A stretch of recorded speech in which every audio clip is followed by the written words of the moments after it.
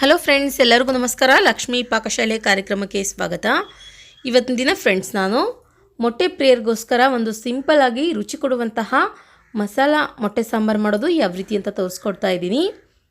ಚಪಾತಿಗೆ, ರೊಟ್ಟಿಗೆ, ಪರೋಟಕ್ಕೆ, ರೈಸ್ಗೆ ತುಂಬ ಒಳ್ಳೆ ಕಾಂಬಿನೇಷನ್ ಕೊಡುತ್ತೆ ಫ್ರೆಂಡ್ಸ್. ಈ ಥರ ಎಗ್ ಕರಿ ಮಾಡ್ಕೊಂಡು ತಿಂದರೆ. ಬನ್ನಿ ಹಾಗಿದ್ರೆ ಈ ರುಚಿ ಕೊಡುವಂತಹ ಮಸಾಲ ಎಗ್ ಕರಿ ಮಾಡೋದು ಯಾವ ರೀತಿ ಅಂತ ನೋಡೋಣ. ಮೊದಲೇದಾಗಿ ಒಂದು ಮಿಕ್ಸಿ ಜಾರ್ ತೊಗೊಳ್ಳಿ.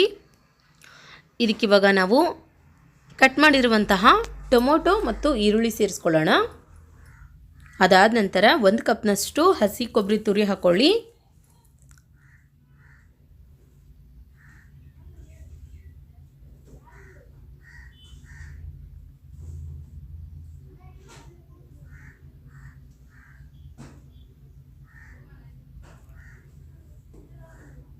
ಬೆಳ್ಳುಳ್ಳಿ ಸೇರಿಸ್ಕೊಳ್ಳೋಣ. 1 ಗಡ್ಡೆಯಷ್ಟು ಸಿಪ್ಪೆ ಸುಲಿದ್ಬಿಟ್ಟು ನಂತರ ಸ್ವಲ್ಪ ಹಸಿ ಶುಂಠಿ ಹಾಕ್ಕೊಳ್ಳಿ.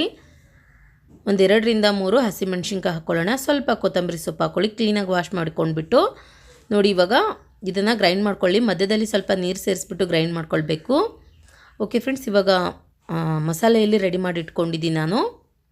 ಅದಾದ ನಂತರ ಇಲ್ಲಿ ನಾನು ಒಂದು 7 ರಿಂದ 8 ಮೊಟ್ಟೆನ ಬೇಯಿಸ್ಬಿಟ್ಟು ಸಿಪ್ಪೆ ಸುಲಿದ್ಬಿಟ್ಟು ರೆಡಿ ಮಾಡಿ ಇಟ್ಕೊಂಡಿದ್ದೀನಿ. ಮೊಟ್ಟೆನ ಇವಾಗ ಸೈಡಿಗೆ ಇಟ್ಕೊಂಡ್ಬಿಟ್ಟು ಗ್ಯಾಸ್ ಆನ್ ಮಾಡ್ಕೊಂಡ್ಬಿಟ್ಟು ಒಂದು ಪಾತ್ರೆ ಇಟ್ಕೊಳ್ಳಿ. ಪಾತ್ರೆ ಬಿಸಿ ಆದ ನಂತರ ತುಪ್ಪ ಹಾಕ್ಕೊಳ್ಳಿ. ಒಂದು 3 ಚಮಚದಷ್ಟು ತುಪ್ಪದ ಜೊತೆಲೇ ಎಣ್ಣೆ ಹಾಕ್ಕೊಳ್ಳಿ. ತುಪ್ಪ ಮತ್ತು ಎಣ್ಣೆ ಎರಡೂ ಚೆನ್ನಾಗಿ ಬಿಸಿ ಆಗಬೇಕು. ಇದಕ್ಕಿವಾಗ ನಾವು ಏಲಕ್ಕಿ, ಒಂದು 4 ಲವಂಗ, ಸ್ವಲ್ಪ ಚಕ್ಕೆ ಹಾಕ್ಕೊಳ್ಳೋಣ.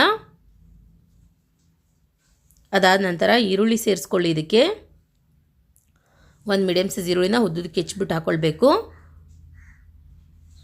ಸ್ವಲ್ಪ ಈರುಳ್ಳಿ ಕಲರ್ ಚೇಂಜ್ ಆಗೋವರೆಗೂ ಫ್ರೈ ಮಾಡ್ಕೊಳ್ಳಿ.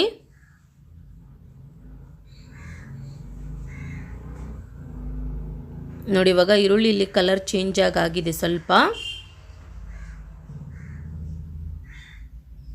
ಇದಕ್ಕಿವಾಗ ನಾವು ರೆಡಿ ಮಾಡಿಟ್ಟಿರುವಂತಹ ಮಸಾಲೆ ಸೇರಿಸ್ಕೊಳ್ಳೋಣ. ಈ ಮಸಾಲೆ ಸೇರಿಸ್ಬಿಟ್ಟು ಚೆನ್ನಾಗಿ ಎಣ್ಣೆಲಿ ಇದನ್ನು ಫ್ರೈ ಮಾಡ್ಕೊಳ್ಬೇಕು. ಎಲ್ಲ ಸಾಮಗ್ರಿಗಳು ಹಸಿಯಾಗಿ ಹಾಕಿರ್ತೀವಿ, ಹಾಗಾಗಿ ಈ ಟೈಮ್ನಲ್ಲಿ ಚೆನ್ನಾಗಿ ಇದನ್ನು ಮಿಕ್ಸ್ ಮಾಡ್ಕೊಳ್ಳಿ.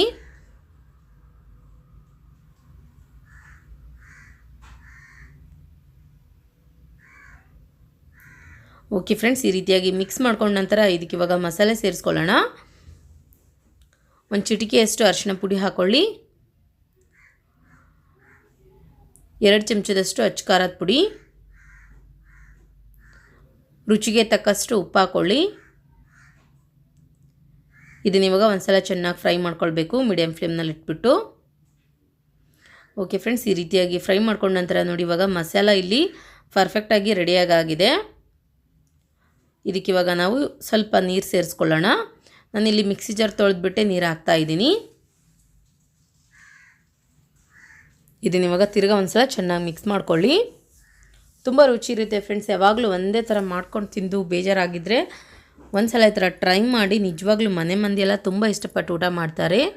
ಇದನ್ನ ಇವಾಗ ಮೇಲ್ಗಡೆ ಮುಚ್ಚಿಬಿಟ್ಟು ಒಂದು 3 ರಿಂದ 4 ನಿಮಿಷ ಬೇಯಿಸ್ಕೊಳ್ಳೋಣ.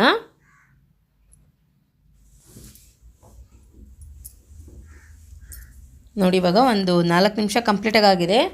ಮಸಾಲ ಇಲ್ಲಿ ಚೆನ್ನಾಗಿ ಬೆಂದಿದೆ. ಇದಕ್ಕಿವಾಗ ನಾವು ಬೇಯಿಸಿರುವಂತಹ ಮೊಟ್ಟೆ ಹಾಕ್ಕೊಳ್ಳೋಣ. ಮೊಟ್ಟೆನ ನಾನಿಲ್ಲಿ 1ರಲ್ಲಿ 2 ಭಾಗಗಳಾಗಿ ಕಟ್ ಮಾಡಿಬಿಟ್ಟು ಹಾಕ್ತಾಯಿದ್ದೀನಿ.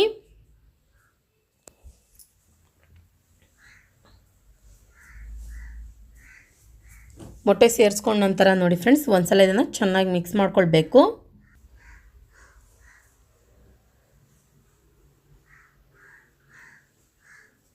ಓಕೆ ನೋಡಿ, ಇವಾಗ ಈ ರೀತಿಯಾಗಿ ಮಿಕ್ಸ್ ಮಾಡ್ಕೊಂಡ ನಂತರ ಫ್ರೆಂಡ್ಸ್, ಇದನ್ನು ಮೇಲ್ಗಡೆ ಮುಚ್ಚಿಬಿಟ್ಟು ತಿರ್ಗಾ ಒಂದು 5 ರಿಂದ 6 ನಿಮಿಷ ಪೂರ್ತಿ ಕಡಿಮೆ ಉರಿಯಲ್ಲಿ ಇಟ್ಬಿಟ್ಟು ಬೇಯಿಸ್ಕೊಳ್ಳೋಣ.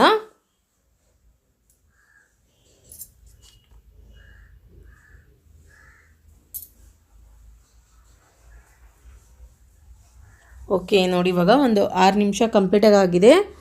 ಚೆಕ್ ಮಾಡ್ಕೊಳ್ಳೋಣ. ನೋಡಿ ಫ್ರೆಂಡ್ಸ್, ಇವಾಗ ಪರ್ಫೆಕ್ಟಾಗಿ ಇಲ್ಲಿ ಮಸಾಲ ಎಗ್ ಕರಿ ರೆಡಿಯಾಗಿದೆ.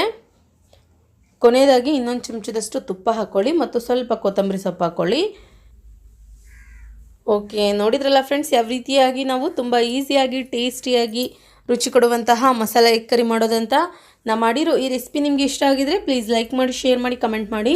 ಇನ್ನಷ್ಟು ಈಸ್ ರೆಸಿಪೀಸ್ಗಾಗಿ ನಮ್ಮ ಲಕ್ಷ್ಮೀ ಪಾಕಶಾಲೆ ಚಾನಲ್ಗೆ ಸಬ್ಸ್ಕ್ರೈಬ್ ಆಗೋದು ಮಾತ್ರ ಮರಿಬಾರ್ದು. ಮತ್ತೆ ಒಂದು ಇಂಟ್ರೆಸ್ಟಿಂಗ್ ರೆಸಿಪಿಯೊಂದಿಗೆ ಬರ್ತೀನಿ ಮುಂದಿನ ಸಂಚಿಕೆಯಲ್ಲಿ. Keep watching. Thank you. Bye.